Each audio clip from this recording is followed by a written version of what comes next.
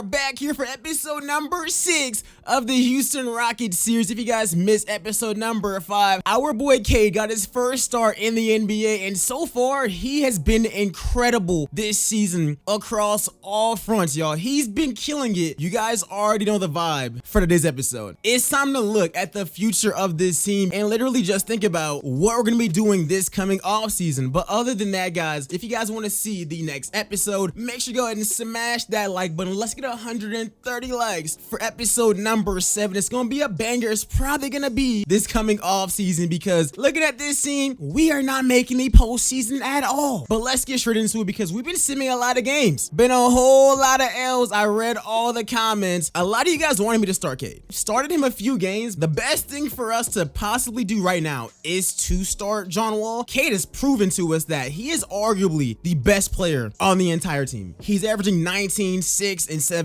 on insane efficiency. He's playing very well, damn near 50, 40, 90 in his rookie season. He's doing his thing, and he's the best sixth man for this team because looking at the bench, man, the bench without him ain't none special. I mean, Keon is great on defense. He don't do anything else. Eric Gordon is kind of washed. Daniel House just ain't it. And we have a few young guys, but for the most part, Cade is carrying the entire thing. If you switch him out with John Wall, it's L's. I was considering buying out John Wall because his numbers tanked. Those first few games, a super duper small sample size because John Wall just ain't like that, bro. He's not, and right now he's averaging 16 and 8. His efficiency could be better. I'm not gonna lie, it's definitely not the worst thing, but somebody literally said it perfectly. I can't buy John Wall out now. Realistically, see, John Wall is owed almost $91 million over this season and next season. So basically, hypothetically, we're gonna pay him a minimum of $70 million to go and contend somewhere else. No thank you.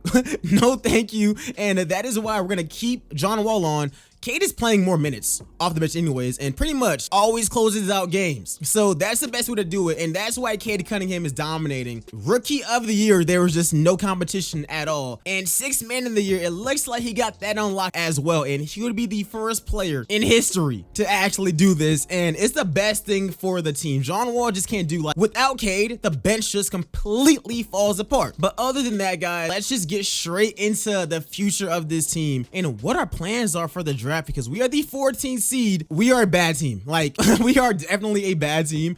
And looking at it, you guys already know. Before every single draft, I'm going to be fixing up all of the draft picks because we do not have the Pistons draft pick in real life. Like, this thing is literally lottery protected every single year until 2026 or something. So pretty much the Rockets are going to finish off getting a second round pick, but we don't have the Pistons pick. So the Pistons are going to be taking Chet. We do have our own pick. Miami don't got this pick. We also have Miami picks or Brooklyn's pick as well. We have a bunch of options, and let's talk about it because looking at this scene, the only two people, well, the only three people that are like untouchable are Seawood, Porter, and Cade, especially Cade. I'm not really feeling adding another guard. Hunter might be cold. Gene, he might be cold. Kennedy Chandler, Jaden Hardy, these guys might be cold, but they don't really add on to what we personally need on this team. And yeah, as far as like these forward spots, Jae'Sean Tate is really good. He's so underrated. Somebody actually compared him to like Draymond Green. He plays his role very, very well. And the same thing with Kenyon Martin Jr. Kenyon Martin Jr. has been having a phenomenal season. 11 points. Shooting really, really great. This dude is doing and playing his role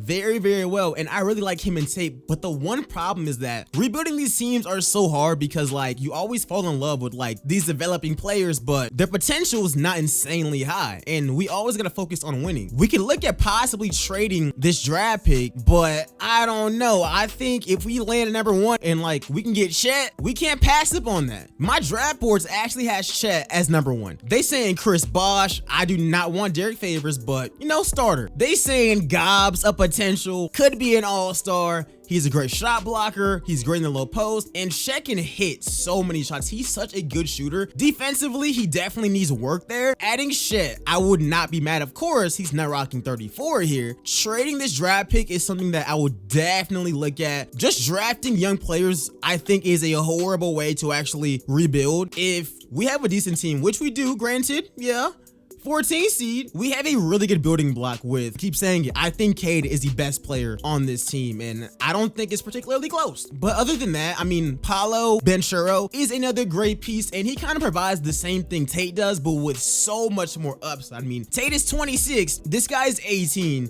He can shoot a little bit. His defense is, you know, is definitely solid. He's really athletic. Overall, I would not be mad adding him as well. Dennis Rodman, that would be perfect for us. All-star, starter, really good athlete. He's a great dunker, a really great finisher as well. This makes a lot of sense for what Steven Silas runs in real life. And the same thing goes with Patrick Baldwin Jr.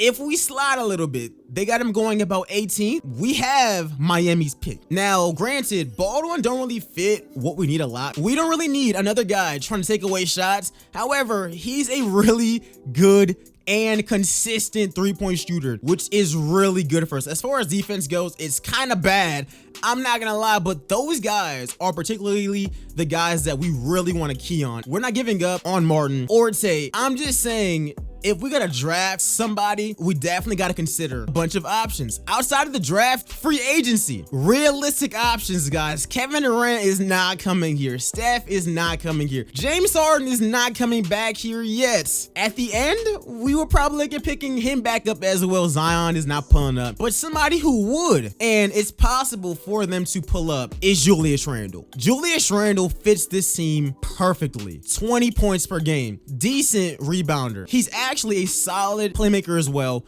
He can pass the ball too, and he's somebody that I'd be down to give some money to. The Knicks are not that good of a team. The 8th seed with 33 wins. We have 10 less wins on a rebuilding team. We can get to 30 easily. I truly think that by next season, this team at minimum, I'm not saying championship, but definitely a top 7 seed. I'm looking at fit, and like some of these guys provide the best fit. Putting up 19 a game, I think is very, very fair. That's probably where he's gonna be at in real life.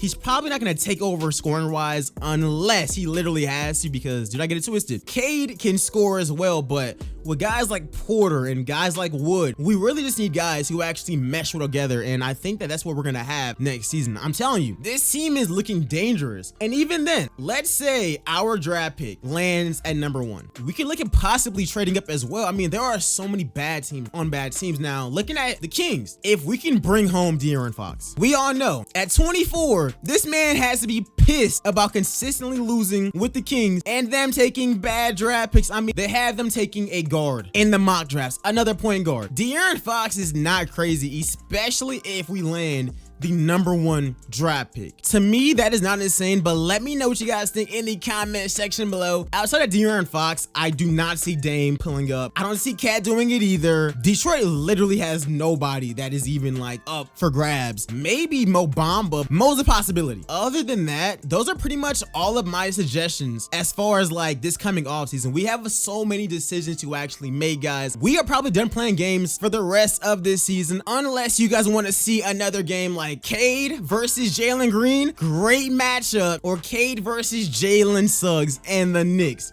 Those games would not be that bad, but other than that, guys, let me know what you guys think in the comment section below. This series has been so much fire, and you guys have been showing so much love. Let me know what you guys think about everything we discussed in the comment section below.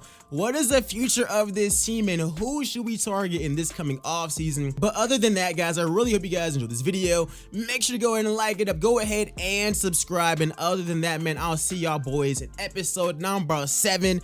It's gonna be a banger.